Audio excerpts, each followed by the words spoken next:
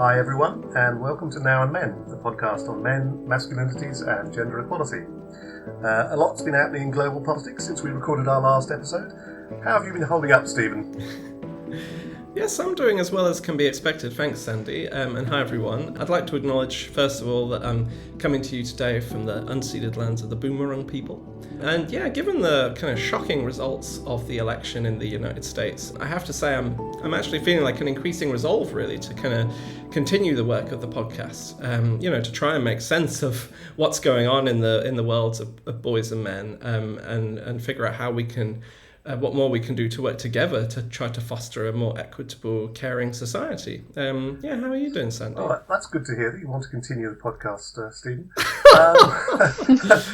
I would say that I'm kind of grieving, really, and fearful about what's going to happen next, and not just in the US. But it seems to me to be important to be connecting with friends and networks to sustain yourself, And in a way, that's quite apt because today's episode is focusing on friendship, and we're talking to Angelica Ferrara, who's a postdoctoral scholar at Stanford University's Clayman Institute for Gender Research and a visiting fellow at the London School of Economics. Yeah, Angelica is trained as a developmental and social psychologist, and her work seeks to understand how gender ideologies shape behaviour and relationships. She's currently working on a book called Men Without Men about boys and men's friendships throughout history and across cultures. And it's a really important topic given all the evidence that men in general are more at risk of loneliness and social isolation in comparison to women, although of course this is something which can affect everyone. So hi Angelica, and thanks for joining us. Hi both, thank you so much for having me. It's a pleasure to be here. I'm a longtime fan of the pod. And I also share with you just these election feelings, and it's so good to be in community after something like what we're witnessing right now. And there was a part of me that was in a bit of a state of, why do we need this work, or is this the most important thing? And in the week or so, I have no idea how much time has passed now. It feels like a bit of a strange thing time-wise, but I feel even more committed to this work and the community of people in this space. So thank you for having me. Thank you. No, and I do think your work is actually incredibly relevant to what's going on right now, but perhaps we can discuss that more later if there's time. So to start off with, you recently co-authored a journal article with Dylan Vergara entitled Theorizing Mankeeping, the Male Friendship Recession and Women's Associated Labour as a Structural Component of Gender Inequality. And that's actually garnered quite a bit of media attention, so we're very grateful to you for giving it your time to speak to us. Could you perhaps just start off by telling us a little bit about this kind of idea of the male friendship recession? Like what do we know about men's friendships today and how these have changed over time? Absolutely. So this paper is really important to situate in this particular moment of how we see men's social networks changing. And my work is looking at this within the context of the global north. So speaking about the US, Canada, Australia, and the UK, we're seeing a trend of increased loneliness and social isolation for everyone. So we know that there's a lot of factors that are part of our world right now that are making everyone have a more difficult time having deep social support networks. However, what we haven't seen as much attention to, and what my work really tries to highlight, is that some of these phenomena are really gendered.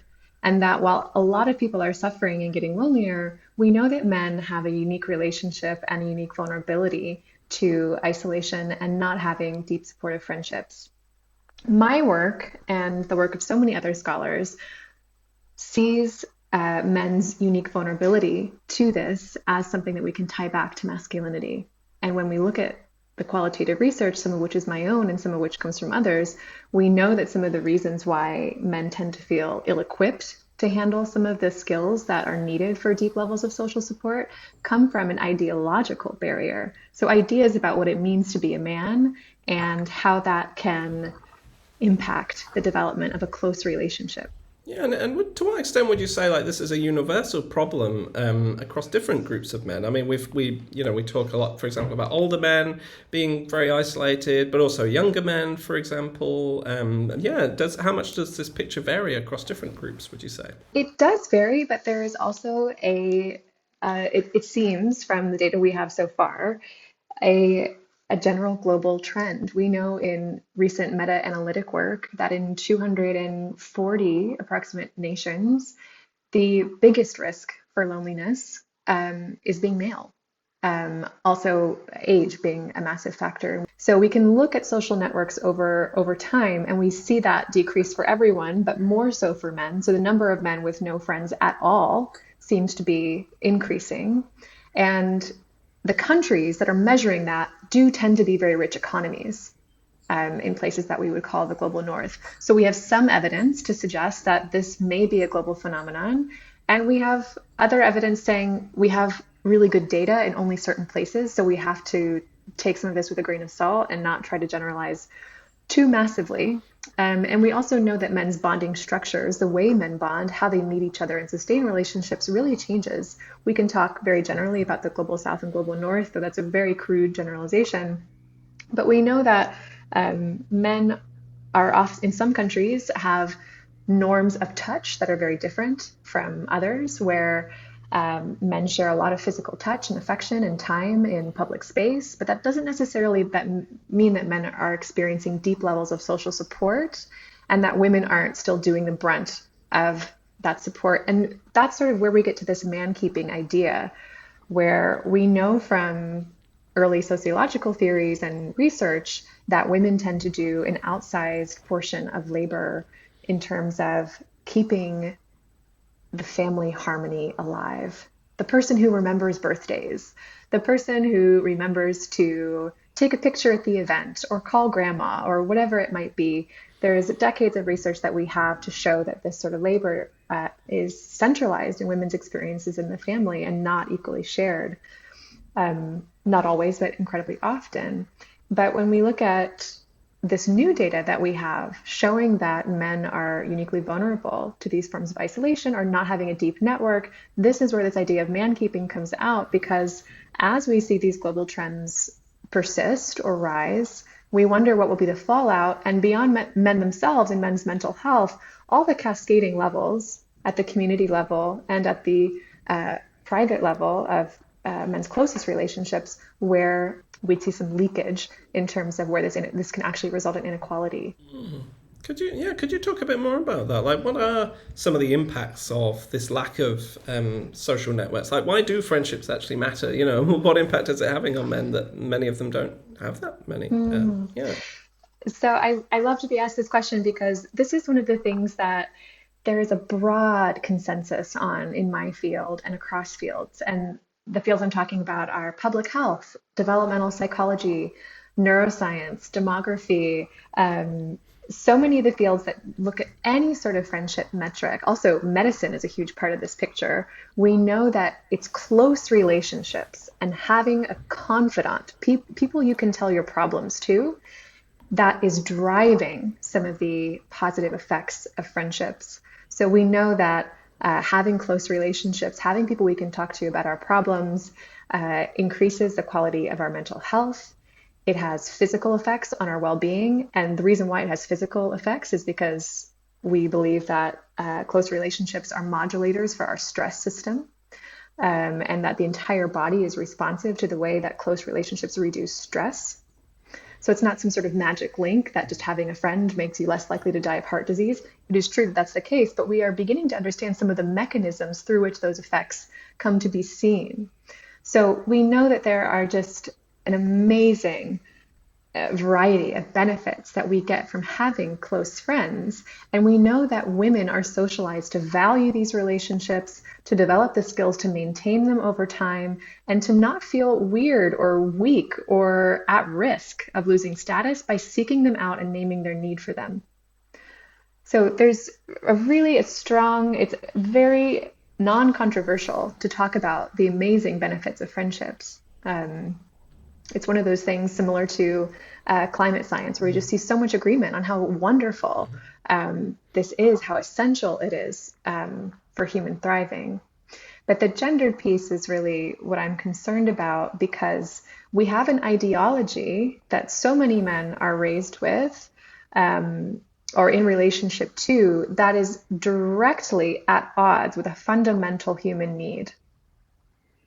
We know that having close relationships, looking at the Harvard Adult Development Study, above and beyond diet and exercise, what is contributing to longevity of all these factors in this massive data set that come out, close friendships is the one that stands apart.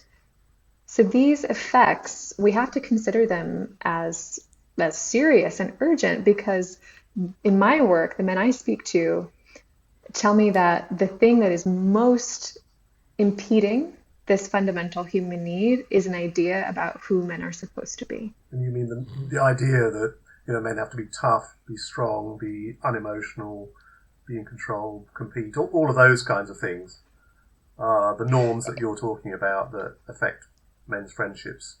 Exactly. And I think sometimes when we talk about those norms or what we consider hegemonically masculine at this particular moment, they can sound a bit abstract, right? Like, oh, what happens in my work is not that men think, oh, I'm going to be weak or I'm going to be seen in this negative way if I go and have this friendship, but something much more sensitive and implicit where there are just feelings of deep discomfort and weirdness about saying, hey, do you want to get a coffee? Do you want to sit face to face across from each other? And sometimes we can't, in the moment, it's hard to disentangle that masculinity is part of that picture of why that weirdness arises.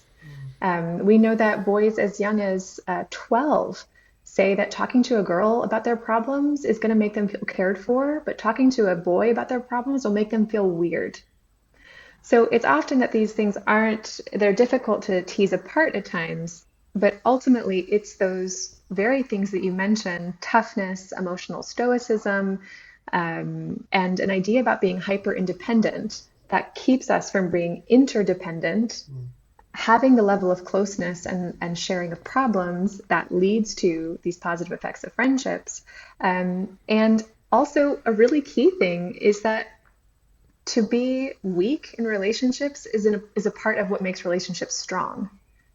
To be silly, to be stupid, to let someone see you in moments where you are not your best, it's what makes people interesting and gives people texture and makes people so incredibly compelling. And so when someone is limited to only a certain amount of dimension, this is a way that I do believe that this particular set of hegemonic masculine traits diminishes personhood and diminishes relationships. And this does sound very negative or a cause for concern, and it is, but there are so many men in my work who defy this pattern. There are so many men with great friendships, and I get to talk to them all the time. And it's so, so heartening. I get to see men who have a lot of comfort in having a broad social network that isn't just their wife or their girlfriend. Queer and trans men in my work often speak about their ability to transgress masculine norms and have good friendships because they have de-invested from this ideology. And I work with specific communities where we see extraordinary differences in men's ways of relating to each other. I did an ethnography in London's barbershops. I've been working with men in monastic communities.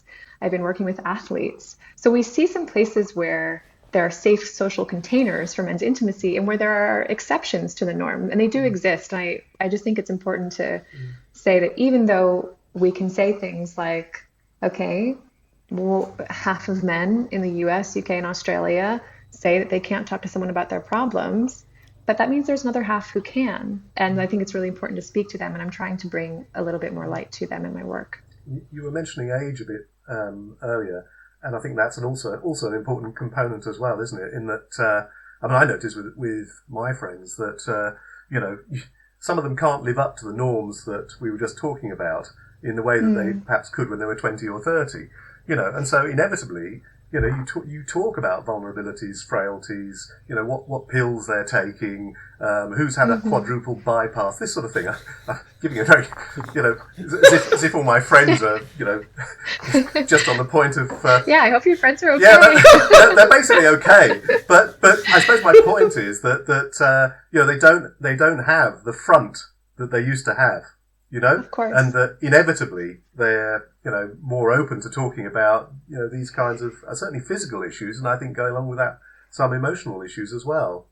So I think that's quite an important thing, really. I think it is an important thing, and Michael Flood's work has really pointed to how there are opportunities for changing our understanding of masculinity at transition points in men's lives, Yeah. right? So we know from the gender intensification hypothesis, from other work showing these really important age-related changes in gender ideologies, that these are important moments where masculine norms can either be calcified deeper or there's an opportunity to potentially do things in a different way. But how you are met in those moments makes a very big deal, right? Because there is a lot of messaging that men are aware of regarding being vulnerable, saying, okay, there is some sort of message. I feel it in the atmosphere of, more women are expecting and hoping to have men who are willing to talk and emotionally articulate themselves. And many men try to do this with their friends and are met with a blank face or are dismissed or just get a, oh man, I'm sorry, that sucks. And that's the end of the conversation. So we have these moments, and they're often in moments of weakness or life change, a diagnosis, a divorce, where there is an opportunity for the limits of this ideology to be exposed. And how we show up for each other in those moments seems very, very critical, because it can also be a shutting down moment where you try to transgress and do things differently, but whether you're met in that is not always guaranteed. Yeah, I was thinking as you were talking about the point of retirement as well being an important transition. Men's friendships very often are based around their workplace, and they leave the workplace. Those networks aren't sustained, and suddenly, they can find themselves quite isolated. I think I've seen data suggesting that women's friendships tend to expand their networks as they get older, whereas men's tend to decline. Exactly. Is that right? That is correct. We have really good data to show that's the case. And this is what worries me in terms of our trajectory of social atomization. Because who is more prepared to handle a more technologically dependent life? Who is more prepared to handle a decrease in participation in social infrastructure, like clubs and fraternities, for all their misgivings, and groups? Who sort of has this skill set of following up, of replying in the chats, of putting things in the calendar? This goes back to the Carolyn Rosenthal kinkeeping in the 80s, of who is primed to be the manager and fixer of things, the maintainer. These are skill sets that we culturally associate with femininity, but men have every capacity to do them. So that, I believe, is what explains this effect that you're noticing. Is it's not that there's a lack of desire for community. In fact, it's the opposite. And I think, we started this conversation on a note about the election and political behavior. I believe that desire is constantly preyed upon and capitalized on for community because there are so few ways for men to engage in it in a way that is in line with their existing skill sets. So that makes them very vulnerable to radicalization in certain ways, right? This is something that people know how to leverage. But it's these delicate, soft skills of maintaining relationships without the social container of an organization. And when these things of youth fade away, the clubs and the organizations, this is where women's skill sets, for as all the ways that femininity has been something that has kept me imprisoned in many ways, there are many skill sets that it has given me that I feel like give me a very rich social network. And how gender socialization prepares us differentially for social atomization is something I want to keep paying attention to. Yeah, I think it's important to recognize as well, isn't it, that a lot of the spaces where there might be opportunities for men to connect with each other are also spaces which maybe then they find to be quite alienating, right, or which are just quite brutal. Because, like, I'm thinking environments like sport, right, where it's so much of it is about competitiveness and and bonding, but in a way which is actually where you're not finding that deep connection, and where actually your kind of sense of worth and value is constantly being kind of judged, and you don't find you're able to live up to those kind of standards. Yeah. 100%. And there's this concept in psychology that I refer to not just in this context, but with many things, which is called pluralistic ignorance. This is our estimating of how bought in other people are into an ideology. I have a participant in my research. She's a 60-year-old white male in the US who says, I spent $10,000 on golf equipment and I really don't like golf that much. And he said, I just want to FaceTime with other men. But he's assuming that these other men are bought into the saying, this is the way that we connect. And then those other men are looking at him and his $10,000 worth of golf equipment and saying, man, this is how he wants to connect too, right? So we totally miss each other in these interactions. And while sports are a great thing, activities are a great thing, shared shoulder-to-shoulder activity is an amazing part of human bonding. And there's no part of me that wants to cast that aside. But when these are the only structures that we have, or that we feel like we can't maybe ask someone for a coffee or to go for a walk in the park, then we're dealing with something that is harmful. I can attest to that as somebody with some like squash equipment, which just sits unused at home. Yeah. I've got the golf clubs. Yeah, but I think one thing which is really important to bring up, which you've already kind of mentioned, is that how, men's kind of loneliness and isolation doesn't only have a detrimental impact on them, and how we are so often kind of overly dependent on the women in our lives, such as romantic partners, to make up for this absence of social networks and provide the majority of this kind of emotional support, which we all clearly need, which is why you came up with this concept of mankeeping. So could you perhaps tell us more about that? Like, what are the kind of mechanisms and dynamics that are involved in that, and what consequences does that have for women?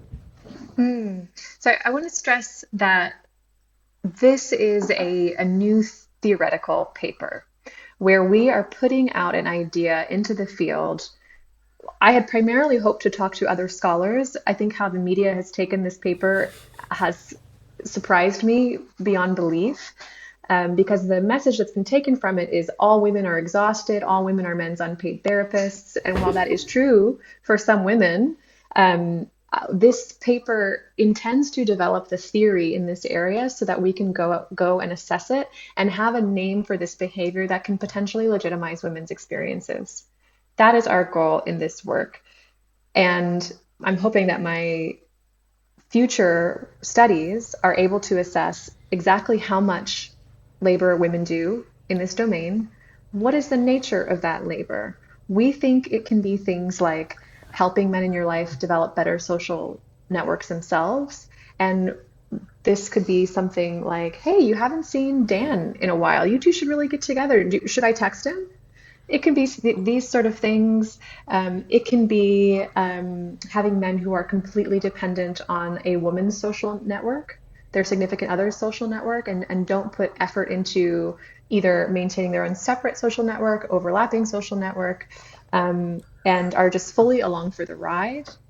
This can be the mental health fallout of a man who is engaging in social support solely or almost solely with just a close female friend or girlfriend, partner, etc.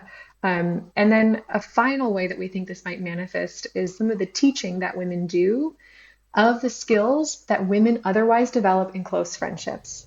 So one of the reasons why men often tell me that relationships with other men are not satisfying to them is because other men can lack skills such as listening, perspective taking, empathy, reciprocity, interpersonal curiosity. And that is what women are often offering, because we have strengthened those muscles over time. So of course it can feel much more natural to speak to us about problems, and it's much more satisfying than, oh, that sucks, man. Like, hope that gets better, right?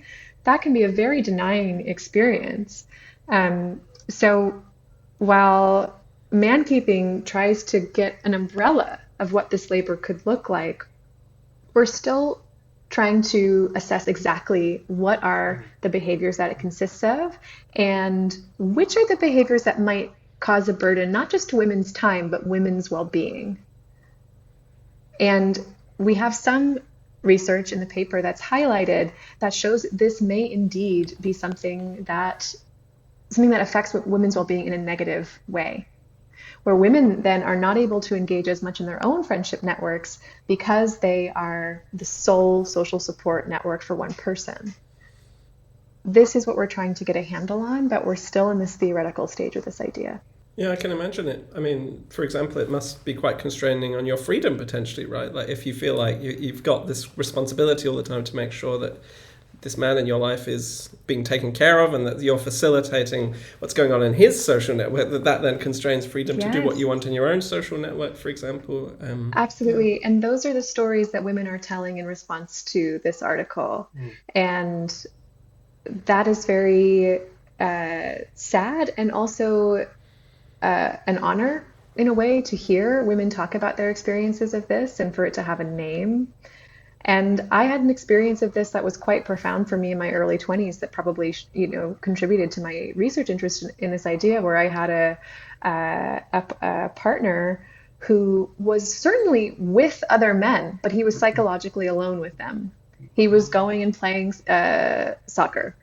He was at work and going to after work drinks and certainly had a social network that was engaged and active, but it was not offering any significant depth, and that fell on me to provide.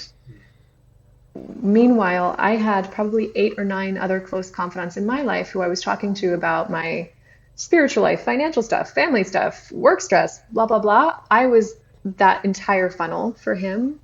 And I remember him saying, you're the only person who I can talk to about this. And that really creates a fraught context for romantic love, right?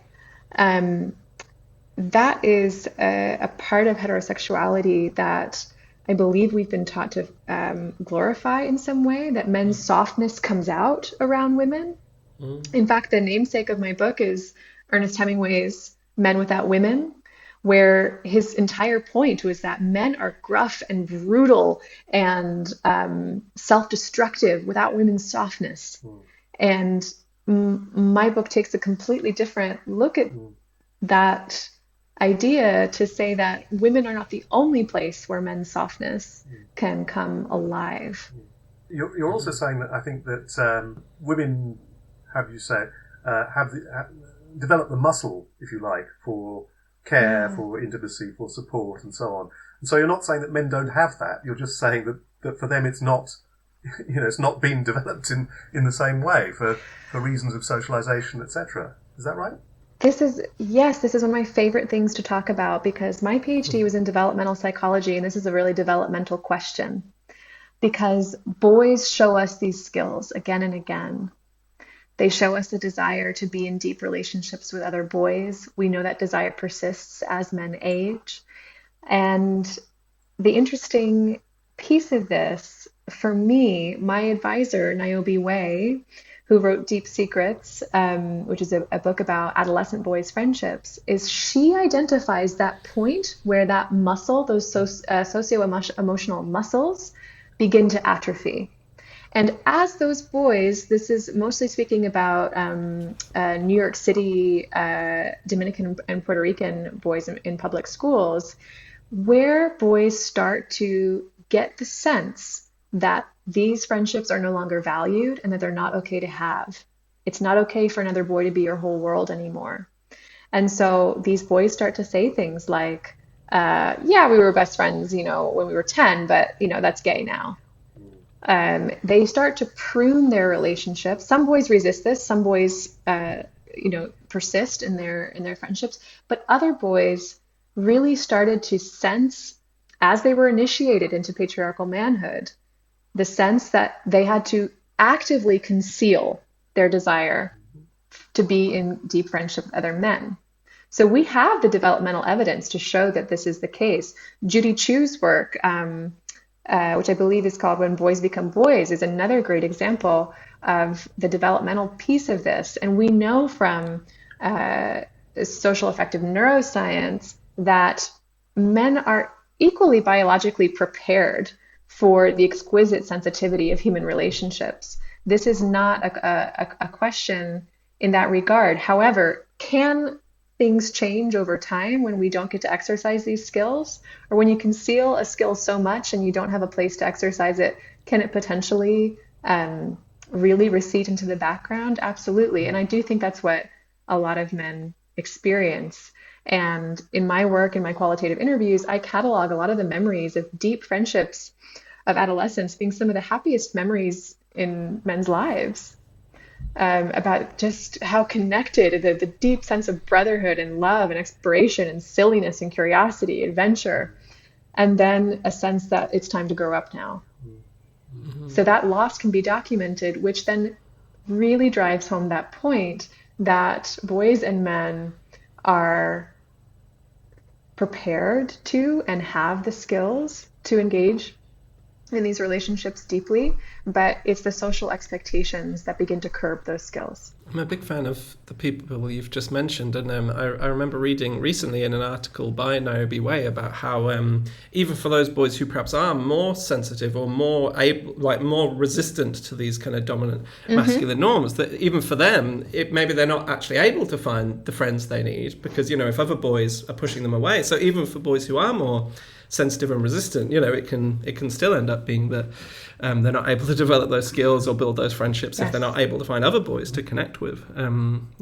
Yes. And then a variety of different types of boys are driven to the mean, sort of, right? Through that. And can appear to another man in an encounter like they're no different or that they don't desire something else. So there's a lot of invisibility of men's desire because of what we expect other men to be like, or I think what men encounter when they encounter other men. But often in my interviews, men will talk about just being ready to engage in that sensitivity or saying, I really wanted to ask him what he would think if I bought this new chair or what his skincare routine is, or just these other topics that sort of fall off the what's immediately on the table. But a fear on both ends about how these things will be received. So welcome back. Following on from what we were talking about before the break, we wanted to ask you about what we can do to start addressing some of the issues that you identified. What can we do as individual men, as groups of men, as society at large, to help men provide more support to one another and take some of the responsibility off women? There are so many answers to this question that I feel we would need a lot of time. We could really focus on the individual level. We could talk about what parents can do to support boys' friendships and especially support them through those transition stages where we know boys are vulnerable to hearing that their friendships make them less valuable. I could go on forever to talk about the representation of men's relationships to each other in the media. There's a participant in my work who says that I've only seen men as either buddy cops or partners in crime, arms dealers, against each other in battle, or having triumph or emotion, either just in relation to war or sport. We don't really have examples of men just being together, men just really liking and enjoying each other's company. And we have so many television programs or just cultural depictions of women really being in supportive, close, disclosive, talking, disclosing to each other. That is amply represented. So I would love to see that change. But there is one thing that I'm really excited about right now, which is the growing appetite for men's circles. This is something that is growing, particularly in those same cultural contexts that we talked about earlier that are really measuring what's been called the male friendship recession.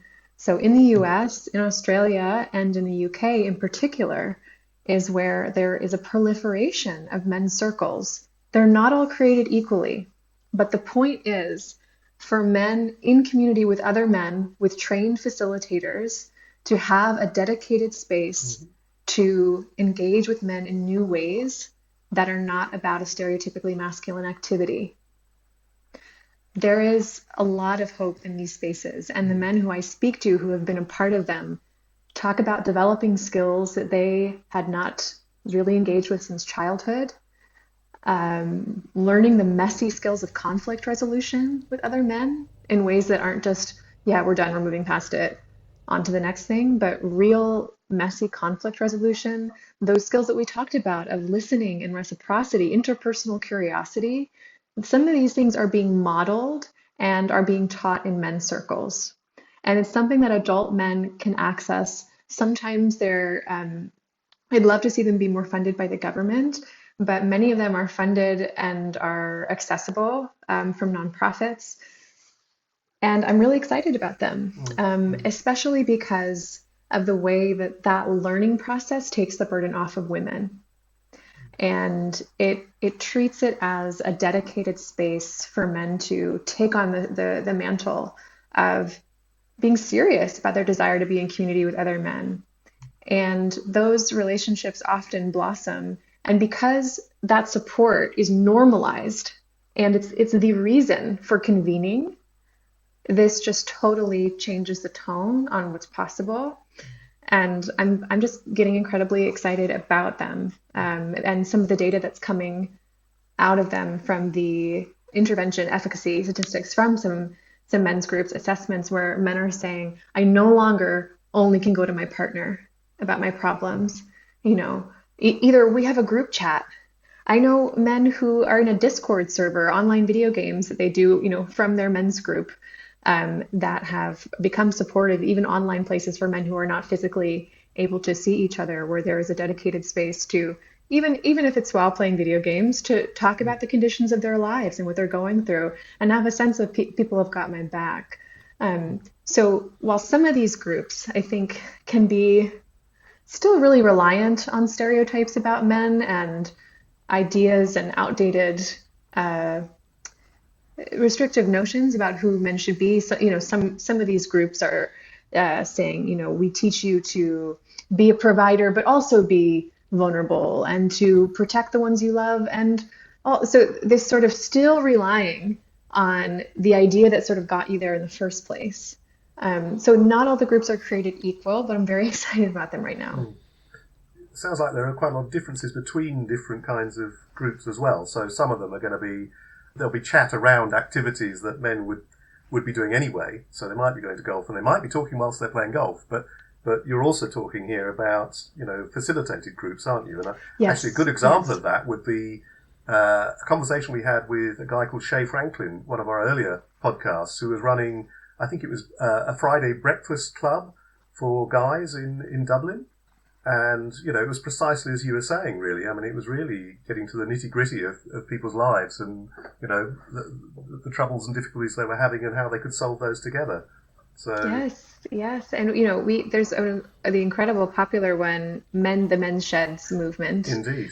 And of course, there are mixed results, but a starting point is a starting point. And especially for older men who sometimes are facing additional constraints on mobility or getting out of the house, or the Men's Sheds program tends to reach older men in particular. And when I think about the cultivation of men's group, I think about this participant in my work named Quincy, who is a former Army combat medic. And he was, after his service, he was stationed in Phoenix. And he noticed that he was looking for male friends. He noticed that his wife had incredibly deep female friendships. They would organize trips together. There'd be an Excel spreadsheet about the trip and getting organized and who's going to bring the games and who's, with so much ease and fun. He was like, why don't I have this? And he would look on meetup.com and look on the internet for how do I get started? Where do I start? And the two things that he noticed for the only existing groups of men were either around sports, they were around networking, and it just increasing one's work value and connections, or they're about picking up women and teaching men skills to pick up women. So what he started, it was the Black Male Friendship Network, where he gives Black men a space to be together on the basis of different norms. And he said the first thing that we had to learn was how to be a good friend. You can get people into the space, but sometimes this facilitation is really important because you want to have somebody who has a real sense of competency around the skills that you're trying to go for, so that you don't fall into these defaults or that sense of pluralistic ignorance of assuming what other people want to be talking about and really sticking to the norm. So there's a lot of possibility within these group contexts. Mm. You're making me think of when I did some work for Age Concern, as it then was, now Age UK, I guess, and visiting, pub clubs in the northeast, and a lot of the guys who come, this was just like a once a month volunteer organised activity where a group of men would go to the pub, and one of them said, the reason I like it is it gives me something of what I used to have, if you see what I mean, something of that chat, of that banter, of that social relationship in the pub, and I suppose going along with that was the notion that many of those guys were living on their own. They weren't in partnerships any longer, and so they hardly got out of the house at all. And I think the position of men who are on their own is particularly vulnerable, actually. Because they don't have women who are negotiating these social networks for them and with them. Of course. And then to bring up the barrier that Stephen mentioned earlier, imagine that scenario you just mentioned, but then also either not being interested in the particular activities that some of these groups are going to rely on, or maybe someone who's dealt with alcohol addiction in the past, and the massive centrality of alcohol in some of this is really not feasible for a lot of men, depending on their health. So a starting point is a starting point for sure, right? And we have to give credit where credit is due, but I want to see more spaces that really come to men in the diversity that they really exist with. Yeah, because I think you showed that, of course, as you say, it is good to bring men together, but that isn't enough in a way. Like, it's not enough for men just to be together, right? It is also about the quality of those relationships and what we're actually doing in those relationships. Yes, and I would add on to that bringing men together, just simply bringing men together, actually often leads to reifying or just socially reproducing men's power. Or reaffirming hegemonic masculine norms. And so when the dedication to doing things differently is not explicit, it seems that a lot of the same masculinity contest culture really still seems to exist. So when we talk about things like men's circles, those circles that are actively critiquing patriarchal norms and saying, hey, that's what got us into this room, right? That's why each of us feel at least desperate is too much of a word, but desperate enough to be paying weekly just to access each other. Like, let's talk about what got us into the room. Are these ideas really serving us? I was wondering as well, Angelica, if you did have any advice for individual men, because I think for a lot of us, first of all, we're just not even aware, right, of so much of the things you're talking about in terms of the kind of all the emotion work that women are doing. With obviously mankeeping is just one aspect of that, isn't it? So much of that is invisible, and then even if we're made aware of it, it's like the immediate response is always, oh well, that's just natural. Women are just naturally better at that stuff. But yeah, so what do you think individual men can do? Given that we are dealing with, as you said, decades of socialization, this is very deeply embedded. Yeah, what do you think individual men can do to start to become more aware about what women in their lives are doing, and to start to try and, to do more, to reach out to each other in meaningful ways? I love that question. And I think that one of the ways to start actually works within a classic masculine norms of taking risks. I want to encourage more men to take risks in terms of going out on a limb to be in their friendships in new ways. And I have men who do incredibly scary jobs, but are very scared to ask someone for coffee. So taking the risk to say, hey, I would love to get to know you better. Or instead of saying, haven't seen you in a while, to take the opportunity to say, I miss you. Or instead of saying, love you, bro, in a way that's, just really to move past it and minimize it, to say, hey, I really love you, and you mean a lot to me, and you were there for me when my mom was going through that. And these are just some examples of language. But to take some risks and put oneself out there, because intimacy is about putting yourself out there. It's risky. And that is a paradigm that many men know well in terms of risk. I'd also say that men can get more curious about women's relationships and women's ways of relating by taking more time to notice, like Quincy did. Hey, they have an Excel spreadsheet. They're just going on a trip together. Why? I'm not saying we all need Excel spreadsheets, but saying I'm seeing the care that goes into some of this. What might that look like for me, for my care? That could just mean, all right, I think, the next time we all play basketball, wouldn't it be nice if someone was in charge of bringing sandwiches? Then we could chat after and eat them, right? So getting more curious about just little ways that care can be enacted. Even if you feel a little silly, asking a follow-up question after someone shares something hard, right? What was that like for you? What do you want to happen next? These sorts of things. So it's going to be clunky. It's going to be awkward at first, especially if those if those skills have atrophied a bit. But getting curious about and observing women's ways of relating. I like to say that women have laid the blueprint, for a millennia. And so getting in touch with that blueprint would be good. One thing that comes to my mind as well is care and relationships, they're reciprocal, aren't they? So I guess maybe we could also reach out to each other more to check if our friends are doing okay and what's going on in their lives. And then by doing that, then maybe that in turn will enable us to open up more. And of course also I think you talk about this in your paper, about that we should also make sure that we are paying, that connected to what you're saying about curiosity, we're paying attention to what's going on in the women in our lives. You know what I mean? How are they doing it? Because often it can be a kind of unequal thing, right? Where women are doing this work to see how we're doing and really understanding what's going on in our lives, but maybe we're not reciprocating that. Yes, exactly. And that is at the core of the mankeeping work. And where I hypothesize that women's well-being declines is when that labor is not reciprocated, right? Psychologists sometimes call it unmitigated communion, right? So someone's trying to maintain harmony, but it's unmitigated. So I think that's just a brilliant suggestion, is how can you notice inequality where it's happening? And that's why we wanted to introduce words like mankeeping, to say, I don't want to be the subject of mankeeping, right? I don't want to be kept in that way. I want to be in full partnership. I don't want to be seen as an additional child in a woman's life, right? This is no grounds for a healthy, functioning romantic partnership between people.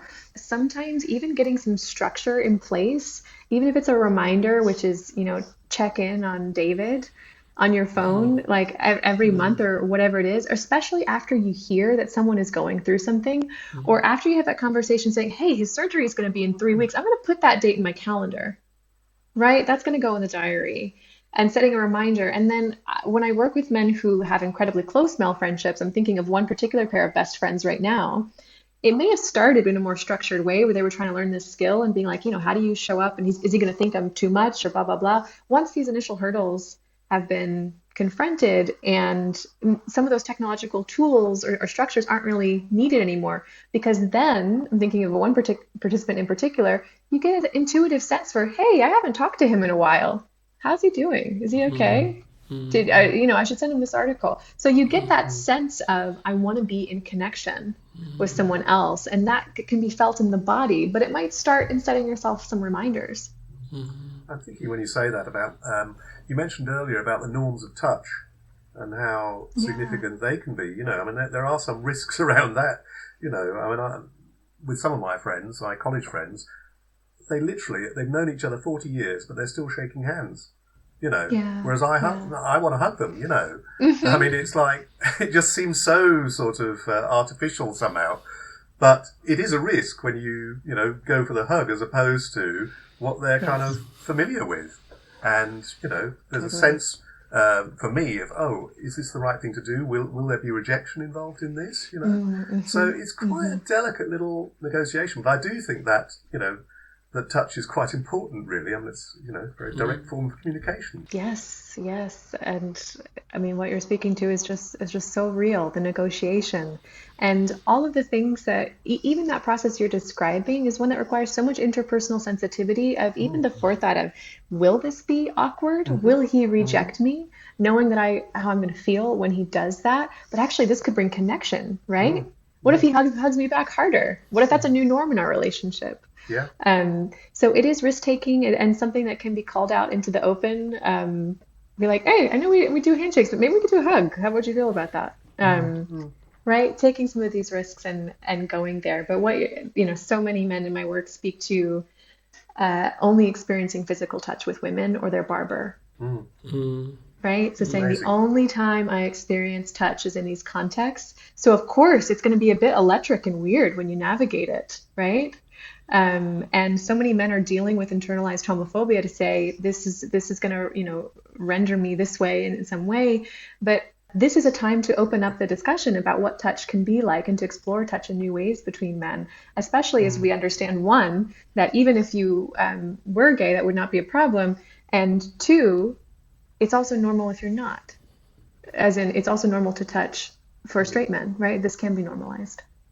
One thing I'd really be interested in asking, well, and you have talked about this a little bit already, but what was it that got you interested in men's friendships in the first place? What was your kind of pathway into conducting research in this area? I feel like your research itself is kind of supporting men, isn't it? So it's quite ironic in a way, but yeah. Thank you for asking me that and just giving me the opportunity to talk about it. And for me, it's a personal story, as many researchers, that what draws us into our work can be quite personal. For me, I have seen the incredible transformation of masculinities within my own family. I grew up with a father who navigated masculine norms in a very heavy way and really struggled with emotional sensitivity and expressiveness and male friendships. And my mother felt it was really important that her sons, my two brothers, be raised in a way that was different. And so my brothers have incredibly rich male friendships. My younger brother has been the best man in like 20 weddings. And it's just my brothers are communal.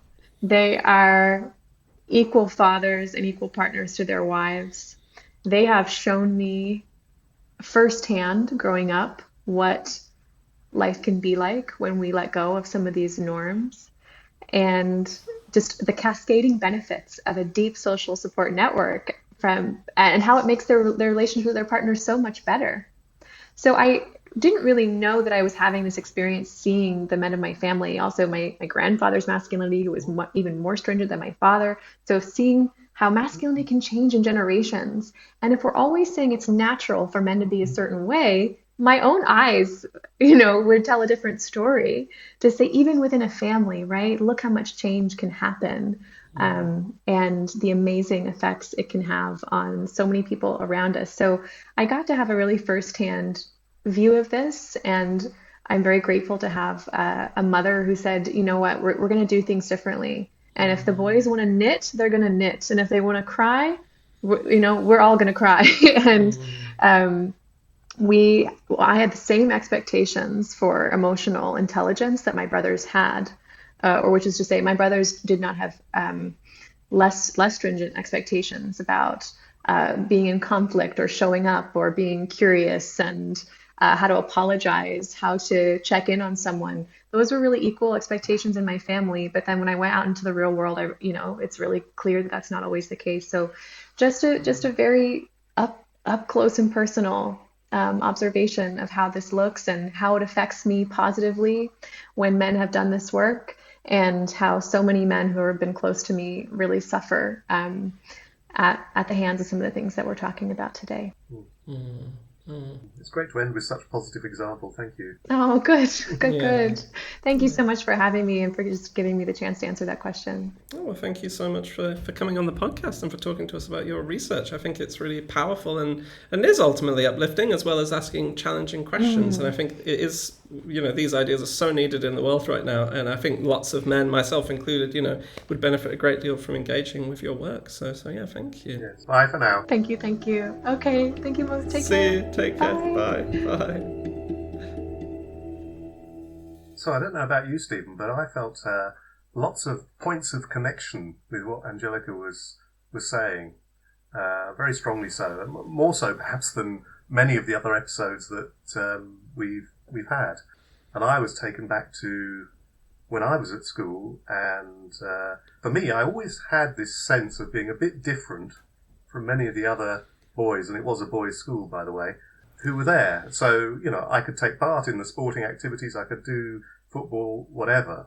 But on some level, I felt that I was a bit different from them. And it's hard to put my finger on that. But the norms of masculinity, be tough, compete, don't show emotion, those never sat very easily with me.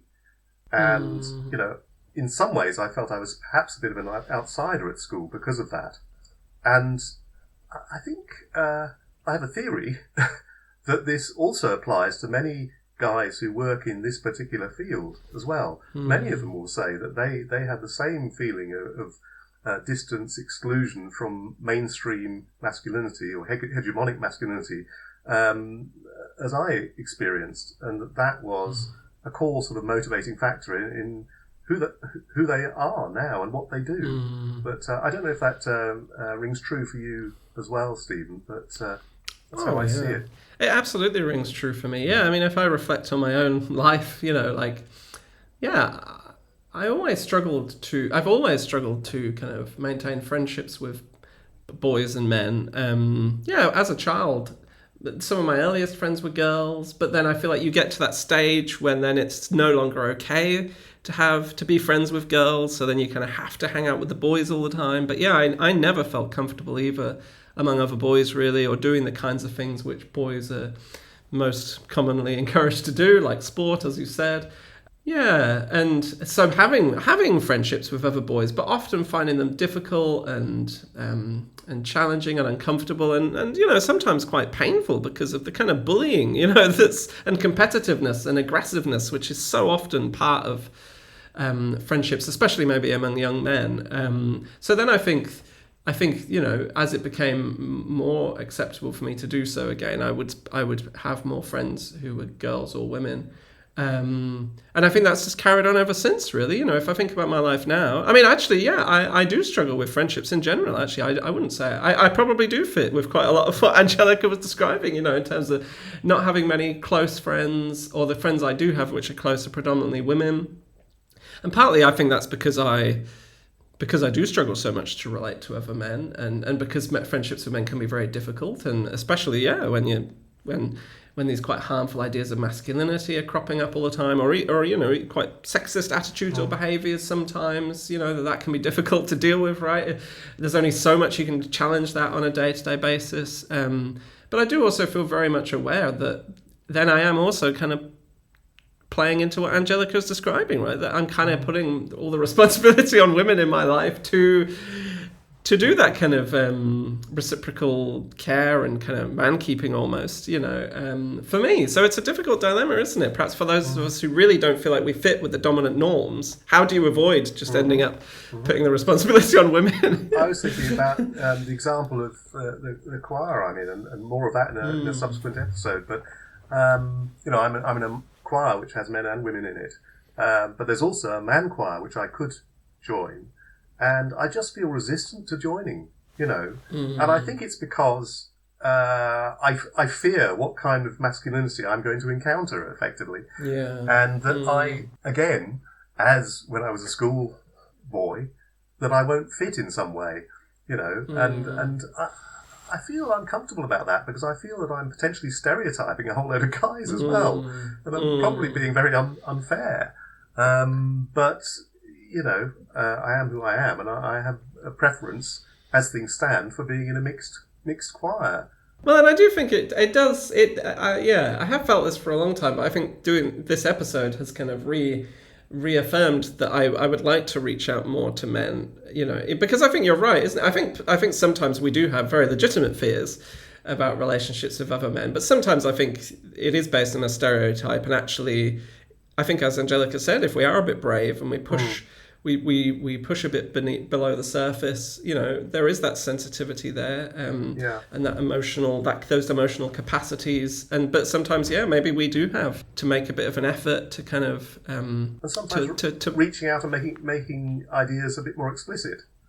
just saying, Yeah. I'd like to give you a hug, as opposed Yeah. to just awkwardly sort of, Exactly. navigating around. Yeah, but it's and that's the thing, isn't it? There's a reason why we don't do that, and that's because it's hard and it's scary. Because I think fundamentally we all have such a deep-rooted fear of rejection, don't we? Yeah. Even with like my brother, who's probably the man in my life who I'm closest to, I still feel that fear of like saying I love you or just giving him a hug. And I guess, like, where does that come from? I think it must come from a fear that you're going to be laughed at and you're not going to be taken seriously. Definitely. And it's not going to be reciprocated. So I think we have to kind of... it's ironic, isn't it, given that there are these ideas about men being brave. Like, we do have to be a bit brave and take the risk, even if it's not reciprocated, because if we don't take that risk, we'll never develop these deeper relationships. Look, Stephen, I'll be your friend. But we're I on the other side of know the world, aren't we? 48 podcasts in... But I think it's time that I made explicit that I actually do count you as a friend, okay? And The feeling is mutual, Sandy. The feeling is mutual. But I do just think it's important to highlight as well, right, that even for men who have been working in this field for a very long time and who are constantly trying to challenge and critique ideas of masculinity, we still find it really difficult to do this stuff. So it's not a walk in the park. No. Yeah, just as a final thought, I was reminded when she was talking about Hannah Arendt's work, The Origins of Totalitarianism. And in that work, she talks about a concept which she calls Verlassenheit, which is a German term meaning effectively abandonment or loneliness or isolation. And she says that this is at the core of the growth of fascism and autocracy. That it's not a sort of a physical loneliness necessarily, but it's a sort of social isolation of the mind, if you like. And I think, that does speak to the Trumpian moment we're in, the manosphere, how particularly men are in their little bubbles, finding connection, but only in a very, very limited way.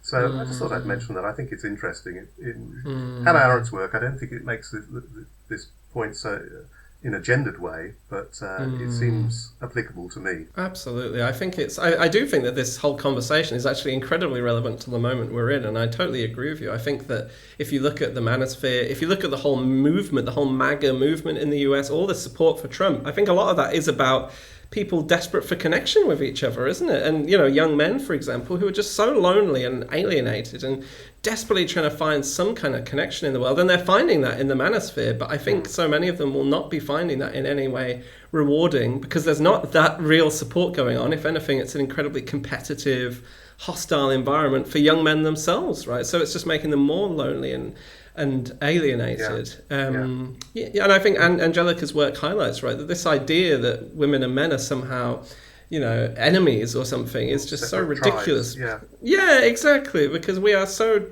dependent on each other and women are playing such a fundamental and huge role in men's lives. We are dependent on them and we need to recognise that and support each other, right? That's the only way we can get through these problems we're facing. And what she said about men and boys' capacity to care and capacity for intimacy is really, really important. It's not that men and boys don't have this.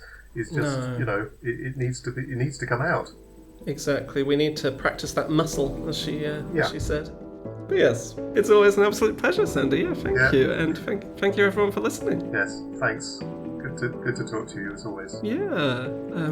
Do subscribe to the podcast if you're not already, and please share it with your friends, hopefully of whom you will have building more in the wake of this episode. And we'll be back with an episode soon. Do contact us at nowmen@gmail.com if you have any questions or comments. And take care. Bye for now. Bye-bye. Bye.